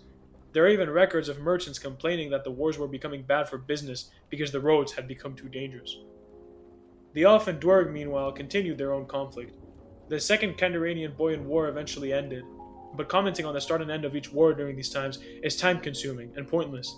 As quickly as the First War ended, the Second War started, and such happened for another 4 wars between Kandarian and Bohya during the Age of Discord. These conflicts varied greatly in size, naturally. The third was the largest in scale, involving nearly 40 kingdoms. Regardless, each war made new grievances, which were remembered by both peoples long after the soldiers had returned home. The Dwerg continued to teach their children of the treachery of the Elf, while the Elf kept their own traditions concerning the supposed aggression of Kandarian. The situation elsewhere was hardly better. Beastmen, scattered after the end of the Imperial War, began moving northward in greater numbers to satiate their hunger. The disappearance of the Imperium made this migration considerably easier. Many raids happened in the south because of this. Similarly, the northern kingdoms were poorly prepared for such attacks. Their armies were small, and many of their rulers were already occupied with wars against their neighbors.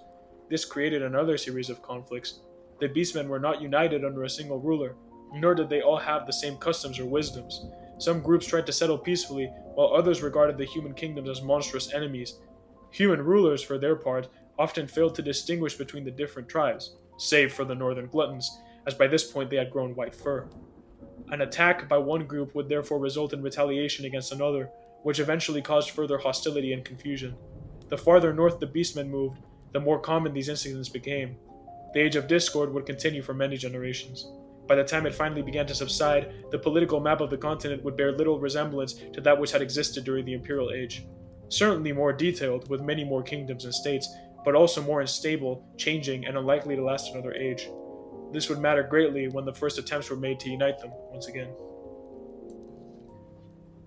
Book 13 of the Western Astrologers. While reading this collection of historical anecdotes, one may reasonably ask where the Oryx were, and what happened to them after their separation from the Elf many years before the Age of Kingdoms. Truthfully, Auric history is quite self-contained, and for most of the Imperial Age, the peoples of the mainland had very little contact with them. The great ravine which had separated them from the Elf was still a considerable obstacle for many centuries. It was possible to cross, certainly, but doing so required considerable effort, and there was little reason for either people to attempt it. The Elf had their forests, kingdoms, and later their wars with mankind and the Dwerg, and the Oryx had Toyna, and Toyna was prosperous. The Oryx of Toyna had access to immeasurable quantities of gold, and unlike the human kingdoms, which so often fought over wealth, they had developed a culture in which the ownership of gold was not considered sufficient reason to invade one's neighbor. This may seem like an obvious conclusion to modern readers, though it was apparently quite difficult for the kingdoms of the mainland to understand. Toynan cities became wealthy through trade, agriculture, and the working of precious metals, while their scholars developed disciplines which were almost completely unknown elsewhere. Their most developed and respected art was that of astrology. The Toynan astrologers studied the movements of the stars, planets, and other objects in the heavens. They used the stars to do a variety of deeds impossible to the mainland, among them quite accurately estimating a map of the world without ever charting it and predicting the weather. Eventually, however, there was little left to do in Toyna. The Great Ajah, or kings of the time, wished to learn about the eastern lands, and as such the first expeditions to the mainlands took place. The first western expeditions were mostly of scholars, sailors, and merchants, although it is difficult to imagine that a group of wealthy Oryx traveling across the sea without weapons would have survived for very long. The Toynas eventually reached the mainland and discovered something shocking. The world had become a mess, and the human empire was gone. The old provinces had divided themselves into numerous kingdoms, some large and some little more than collections of towns. Bohya and Kandirain had returned to their old hostilities, and the wars between them had drawn other kingdoms into their conflicts. Beastmen had begun moving northward from the southern lands, while human kingdoms fought one another ruthlessly. The Toynan astrologers were, to put it mildly, surprised. Their own kingdom had stayed relatively stable while their mainlands had undergone centuries of war and political division. Some Toynans initially assumed that the situation was temporary. Surely, they reasoned, the mainland kingdoms would eventually settle their disputes and establish some sort of order. Of course, they did not. The more the Toynans traveled and explored, the clearer it became that the political situation was in a state of quagmire. In their travels, however, the Toynans came across the Easterlings. The Easterlings had likewise stayed somewhat apart from the affairs of the mainland. Their kingdoms were situated far to the east, and their distance from the old imperial territories had allowed them to avoid many of the conflicts which had consumed the western kingdoms. They had their own rivalries and wars, naturally, but these were generally small in comparison with the enormous conflicts of the Age of Discord. The first meeting between the Toynans and the Easterlings was intensely relieving for both parties. The records from these times are particularly amusing, however. The Toynans and the Easterlings had little reason to speak other languages, and as such the communication between them was difficult until translators could be properly trained. One particularly amusing string of letters between a Toynan chief and an Easterling lord can be found in Appendix 2. It is much too long and derivative to include in the main text, but I implore you to consult it on your own accord. The diplomats nevertheless reached an agreement. This was fortunate, because the political situation of the mainland had given both peoples a reason to cooperate. The Toynans had discovered that they had something the mainland kingdoms desperately needed, a population which had not spent the last several generations exhausting itself through constant warfare. The armies were well equipped, and they needed a reason to use them. The Easterlings were interested in peace because of one simple reason: barley. It could not be grown in the eastern wetlands, and it was a staple ingredient amongst nobles, mostly for the sake of producing liquors. The state of disarray in the mainland had caused the roots to shut off, and as such the flow of barley stopped. Of course, this was not the only reason, but it greatly motivated the Easterlings to help the Toynians with their efforts. The alliance between Toyna and the Easterlings was therefore established very gradually. One thing they had in common, however, was that neither side wanted to conquer the mainland. Their stated purpose was to restore stability to the regions most affected by the Age of Discord. Both peoples are said to have done so because of their political beliefs. Of course, this needed armies. The first campaign began in the east, where smaller kingdoms had fallen into conflict with one another. The Toynans and the Easterlings intervened on behalf of rulers who were willing to accept their authority, while those who refused were defeated in combat. Unlike many of the wars of the previous centuries, however, the victors generally tried to prevent the defeated kingdoms from being destroyed. This was an important distinction. The Toynans had no interest in replacing every local ruler with one of their own. The eastern kingdoms began to fall into line, whether willingly or through defeat. The Toynans were particularly interested in restoring the old trade routes which connected the mainland from the east to west. Merchants soon followed the armies, and with them came wealth. The success of the campaigns surprised even the Toynans. They had expected much more resistance, but the peoples of the mainland grew exhausted of war and were looking for an excuse to be at peace. For generations, kingdoms had raised armies only because their neighbors had raised armies. A kingdom which disarmed itself risked being invaded by the kingdom next door. The Toynan and Easterling alliance offered another possibility. A kingdom could keep its own customs while accepting a broader system of peace. The Second Unification Wars, as they would later become known, were quite different to the wars which had made the First Human Empire, and the First Unification Wars for that matter. The First Unification had been driven largely by the desire of mankind to end the divisions between its kingdoms, and had taken centuries of campaigning. The second one was more complicated, involving several peoples and cultures, but happened considerably faster and with less resistance. This was partly because the Toynans were wealthy enough to finance the campaigns. Gold, as it turned out, was useful for peace. The alliance eventually expanded westward. Kingdom after kingdom entered into agreements with the Toynans and the Easterlings. There were, naturally, exceptions. Some kingdoms resisted until their armies were destroyed. Such behaviors made the Toynans particularly unhappy. Yet, compared to the wars of the Age of Discord, the Second Unification Wars were remarkably successful. The political structure created by the Toynans and Easterlings was never particularly clear, and perhaps that was its greatest strength. Different kingdoms understood the alliance in different ways, which allowed everyone to be satisfied. The Toynans did not seem particularly concerned with the distinction. They felt joy in the union of humanity. Their astrologers studied the mountains and rivers, measured the movements of the stars from unfamiliar lands, and tried to reconcile the geography of the Western world with the maps in Toyna. Some of these maps would later become among the most accurate produced before the modern age. The irony was not lost upon later historians. The people who had spent millennia separated from the rest of the world were among the first ones to properly map it. Eventually, however, the Easterlings began to lose interest in staying so far from their lands. They had their barley, as such there was no desire among them to stay away from their eastern territories indefinitely. Once the mainland had reached a sufficient degree of stability, the Easterling armies began to return east. Their departure was peaceful, however. This is worth noting because many historians have assumed that the alliance must have ended in some great dispute between the Toynans and the Easterlings. There is little evidence for this conclusion. The Easterlings just decided to return home when they thought their work was finished. Of course, the Toynans stayed. Some returned to Toyna, particularly those who never meant to stay on the mainland, while others had grown accustomed to their new homes and decided to stay, as the lands were more fertile and the temperature cooler. Most of the Toynans therefore stayed on the mainland. For a while, the continent was at peace. Not completely, of course. There were still quarrels after all. Peace is rarely as peaceful as historians make it appear in hindsight. Still, compared to what had come before, it was peace. Appendix 2. Letters. Letter 1. From Shanpei to Shakkukan. Honored Chief Shak Kukan, I have received your letter concerning the division of the hours between our lands, and I fear there has been some misunderstanding. You write that the people of Toyna cannot possibly be 2 hours behind Unka, since the sun does not rise 2 hours later in Toyna. This is precisely the reason for the system. A time zone does not mean that the sun moves according to the clock. The world is divided into regions, and each region keeps the same clock time. When the sun is overhead in one region, it may be approaching the horizon in another. The clocks account for this difference. If Toyna is 2 hours behind Unka, then when it is the 6th hour in Unka, it is the 4th hour in Toyna. I trust this clarifies the matter. Kind regards, Shanpei.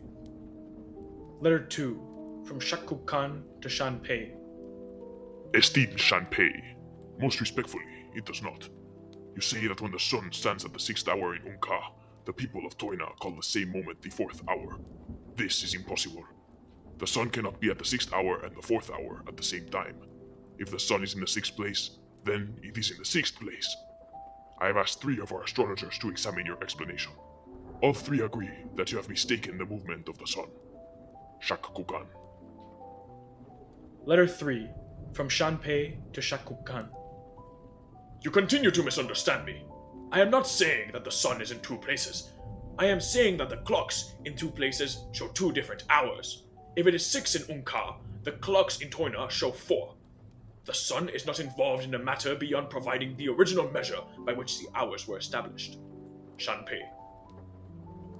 Letter 4. From Shakkukan to Shanpei. Lord Shanpei, you have now made the matter more confusing. You say the sun is not involved in measuring the hours, yet you say the hours were established by measuring the sun. What, then, are you measuring? And with what? Shakkukan. Letter 5. From Shanpei to Shakkukan. The hours, of course, with clocks. Shanpei. Letter 6. From Shakkukan to Shanpei. Then I believe we have discovered the source of our disagreement. You are measuring the shadow of the sun with a clock. Shakkukan. Letter 7. From Shanpei to Shakkukan. No, I am not. That would be impossibly foolish. Shanpei. Letter 8. From Shakkukan to Shanpei. Then what is it you call a time zone? Shakkukan. Letter 9. From Shanpei to Shakkukan. A region of the world in which the same clock time is observed. Shanpei. Letter 10. From Shakkukan to Shanpei. And what is clock time? Hence, what is a clock? Shakkukan. Letter 11. From Shanpei to Shakkukan. The hour shown by a clock and device used to measure time, respectively. Shanpei. Letter 12. From Shakkukan to Shanpei. What is time? Shakkukan. Letter 13. From Shanpei to Shakkukan. I am beginning to suspect that your translator has mistranslated the original question. Shanpei. Letter 14. From Shakkukan to Shanpei. I have spoken with him. He says the Toynan word he has been using for time zone means sun shadow. Shakkukan. Letter 15. From Shanpei to Shakkukan. I have spoken with my translator. He says that the word he has been using means clock time. Shanpei. Letter 16. From Shakkukan to Shanpei. Then we have been arguing about 2 different things. What shall we do with the translators? Shakkukan. Letter 17. From Shanpei to Shakkukan. I propose we execute them. Shanpei. Letter 18. from Shakukan to Shanpei. Agreed. Let us never speak of time zones again. We have much more important matters to attend to. Shakukan. Book 14, of the Imperium and Auric Decadence. The peace which followed the first great period of the Age of Discord lasted considerably longer than many people at the time expected. This was mostly because the people of the mainland had become tired. The generations that had lived through the worst of the Age of Discord had seen enough fighting to understand that victory was often considerably less profitable than what was thought. During this time of peace, the memory of the Imperium gradually transformed from the evil force that had held power over kingdoms to a prosperous power capable of bringing complete unity. This change of philosophy was particularly noticeable in the Western kingdoms, where the rulers who had inherited the provinces of the old empire had begun to compete with one another for legitimacy of the imperial throne. It was therefore perhaps inevitable that one ruler would eventually decide to reinstitute the Imperium. That king was Malvos III of Garium. Garium was one of the many kingdoms established after the Shattering. It was not especially large. His importance came from a rather different quality. Malvos understood that the people of the continent had begun to admire the idea of the Imperium again, and he saw little reason why he could not become the man who restored it. Malvos III consequently declared himself emperor, but the way in which he did so is impossible to decipher. Every account of him rising to power is recorded by a later imperial scribe. As such, there are many stories of divine intervention and a variety of other impossible claims bordering on propaganda. Regardless, he gained the favor of the surrounding kingdoms and swiftly convinced those who were not interested through large amounts of wealth. Within barely a handful of years, the new Imperium had become a recognizable political power. It would be a mistake to see it as a reproduction of the ancient empire, however. The people within it stayed because of actual interest. Its emperor had considerable prestige, no doubt, but he could not command every province as the white sorcerers as one commanded the northern kingdoms. The new Imperium was therefore an imitation of the old one in many ways, though an imitation which had learned from some of its failures. While mankind was rediscovering the value of old institutions, the Aurics were undergoing a transformation of a very different sort. Toyna had been prosperous for centuries because its people had lived in an environment which provided them with almost everything they needed. Its wealth, fertile lands, and stable cities had encouraged the development of a society quite unlike those of the mainland. The Toynan Aurics had become wealthy in body and mind. The migration to the mainland changed this, as the lands to the east were not Toyna. Those who stayed among the mainland kingdoms found themselves separated from the comforts which had allowed their ancestors to live in peace. Their new lands were colder, harsher, unforgiving, and less abundant. Over generations, some of the Aurics began to return to older customs, though this should not be read as a sudden transformation from peaceful scholars to savage warriors. Such changes rarely happen so conveniently. In truth, different communities developed in different directions. The old warrior traditions, which had survived in stories and ceremonies, became increasingly important in these new lands. Eventually, several warlike tribes emerged. Among these, there were groups who devoted themselves once again to Horkos. The worship of Horkos had never entirely disappeared from Auric society, though it had occupied a far smaller place among the prosperous Toynans than it did among later tribes. The hardships of the mainland provided a fertile ground for its return. To those who had begun to regard war as a necessary part of life, Horkos offered a religion which encouraged it. The most infamous of these groups were the Black Orcs, which emerged in Balkar amongst the Beastmen and Hellmen of the south. These Black Orcs helped the southern men rediscover their lost power and rebuild their communities, although their relationship with the ruins of the old sorcerer civilization was complicated, to say the least. Some regarded the Black Sorcerers as the founders of their people and kept their teachings, but most saw them as the cause of generations of suffering and wanted nothing to do with their legacy. The Beastmen who stayed in the south likewise established their own settlements amongst the ruins. The Beastmen, perhaps more than any other people, were changed by the generations that followed. Their creators had wanted them to be weapons, but the generations born after the war had no reason to consider themselves soldiers. They were simply people, hungry people, who lived among bodies and customs from those who came before them. Their communities developed independently, and their descendants became increasingly diverse. Some beastmen were still physically powerful, but intellectually similar to their human ancestors. Most notably, others developed some unusual abilities. Particularly, a small number demonstrated an ability to use magic. This was perhaps one of the great ironies of the age. The Black Sorcerers had made the beastmen because they needed soldiers. They had never anticipated a people capable of continuing their magic. Yet, generations of evolution produced beastmen who could themselves cast spells. These shamans were also much more intelligent than their warlike and barbaric kin. They grew to become powerful leaders. This was particularly important concerning the Black Orcs. The two peoples did not always get along. Indeed, there were several conflicts between them, usually caused by disputes over the rather universal problem of warriors entering territory which belonged to someone else. Unlike Dwerg, elf, and humankind, however, where communication proved useful, they put aside pointless rivalry and worked together. However, it's difficult to generalize. There were beastmen who hated the orcs, and orcs who saw the beastmen as monsters. Nevertheless, both peoples grew in power sure to influence history. Book 15 of Other Developments and the Modern Age. The period following the establishment of the new Imperium is perhaps the least dramatic part of the history found within these books. Although this should not be mistaken for a lack of importance, more than 1,000 years passed since the establishment of the Second Imperium and the world in which we now live. There were wars, certainly, and surely kingdoms rose and fell as they have always done, but there was no conflict on the scale of the Imperial War or the Age of Discord. For this reason, there is comparatively little value in recounting every detail. Such matters may be of considerable interest to the descendants of those involved, but the historian must occasionally remember that not every argument over a cow deserves to survive in scholarly work.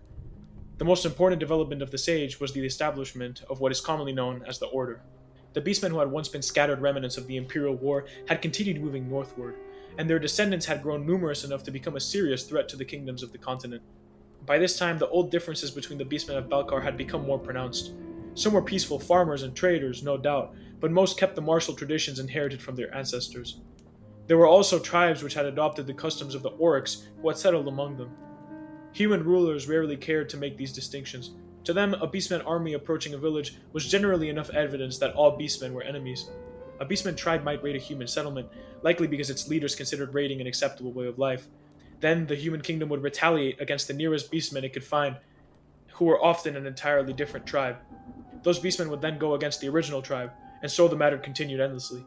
Eventually, the northern kingdoms learned that they could not continue fighting separately.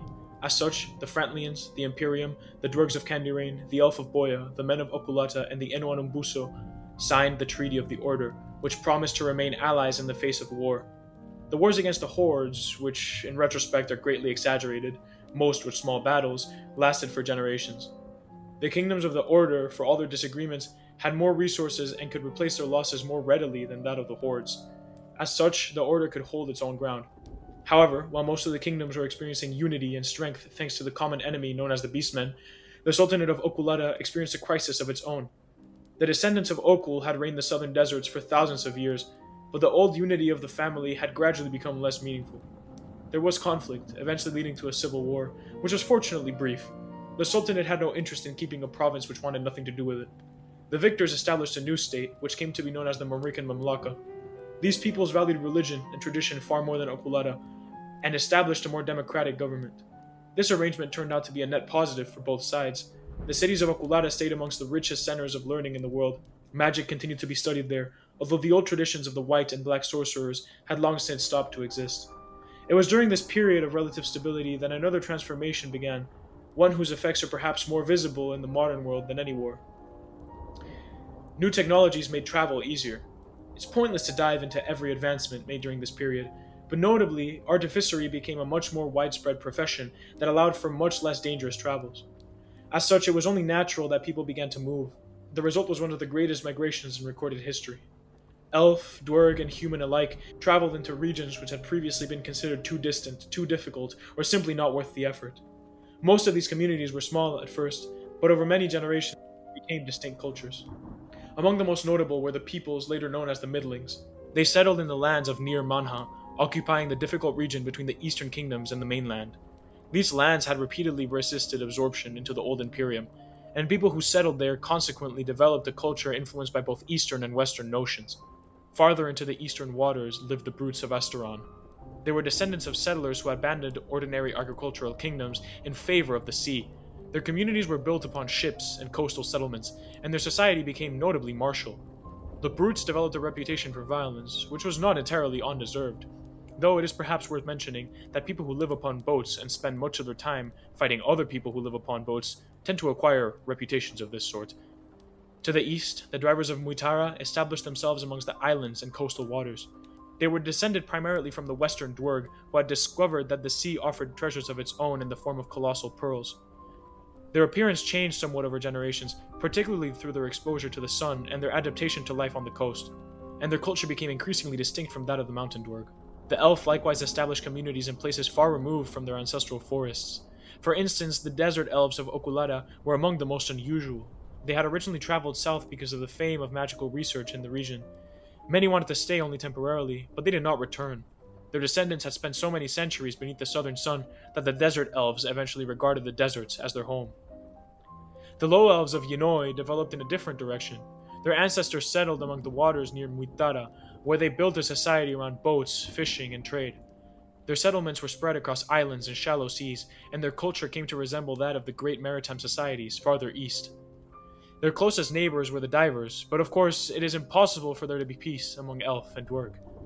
The blue orcs, who also settled near Muitara, developed an equally maritime culture. They had particularly hostile relationships with the low elf of Yinoi, with whom disputes became frequent. It would be unfair to describe the blue orcs as barbaric. Their society was considerably more complex than that.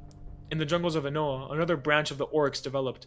The tribes of Enoa lived near the wood elves, and despite the proximity of the two peoples, neither really showed much interest in conquering the other. The war tribes of Frantlia were considerably less peaceful, however. These orcs settled among the western lands and developed a culture centered around warfare. They fought with the human and elf peoples who occupied the region, as their society kept many of the older warrior traditions which had become increasingly important amongst the mainland orcs following the migration from Toyna. Thus, over the course of more than 1,000 years, the world became populated by people whose ancestors had once been neighbors, but whose descendants now considered themselves entirely distinct. This is perhaps the greatest irony of history. The people of Luca had spent years spreading across the world. Isolation had created the dwerg, the elf, and the orc. The ravine had separated the elf from the orc. The great winter had scattered everyone again. Kingdoms had united peoples, war had divided them, and migrations had created still more cultures. Yet, after all these centuries, the same pattern continued. Such is the world in which we now live. It would be pleasant to end this history by claiming that the peoples of the world had finally learned the lessons of their ancestors. Unfortunately, there is little evidence to support such optimism. The world is, in other words, much as it always has been. There is one matter I regret not including in this work. The creation of the Lamassu by the Smiths of Hebar deserves at least a mention. Unfortunately, the subject has little relevance to the great political developments discussed in these pages, and I have therefore been forced to omit it. This is a shame. The Lamassu is my favorite beast. I admit that this is not because of any particular scholarly importance. It is the only beast in the entire history whose name I knew before I started researching, and, more importantly, whose name my mother did not know. Regardless, for those who wish to understand the peoples who inhabit this modern world, I can only recommend my forthcoming collection, The Peoples of the Modern Age, which will have more information concerning their customs, languages, governments, and unfortunate tendencies. It is, as I'm told, almost finished, though this is what the publisher tells me, at least, which I find hard to believe.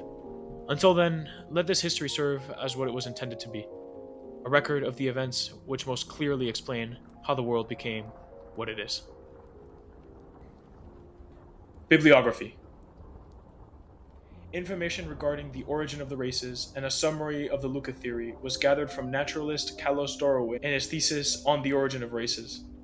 Similarly, the geology of the early world was studied from Carlos Dorowin's Cliffs, Ice, and Change, along with Garrett Bobby Ferguson's The Ravine.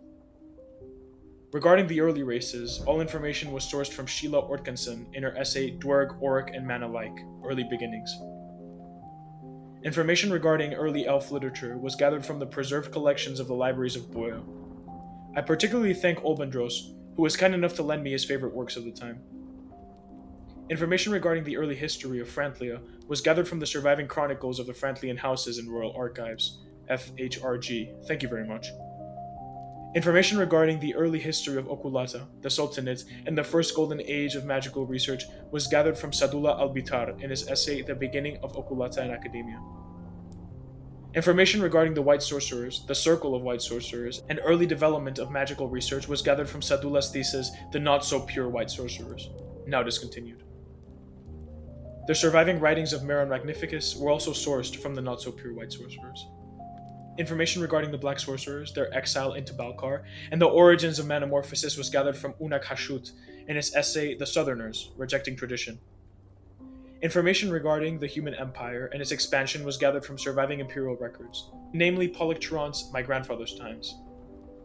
Information regarding the Candiranian-Boyan rivalry and the subsequent wars was gathered from the surviving records of both Candirane and Bohya. As the accounts of both peoples frequently contradict one another, contrary evidence and disputed claims are presented separately in Appendix 1. Both are adequately cited there. A selection of correspondence concerning Toynan and Easterling understanding of time zones has been preserved in Appendix 2. Thanks to my dear friend and colleague Pucci Leonidas for helping me find these.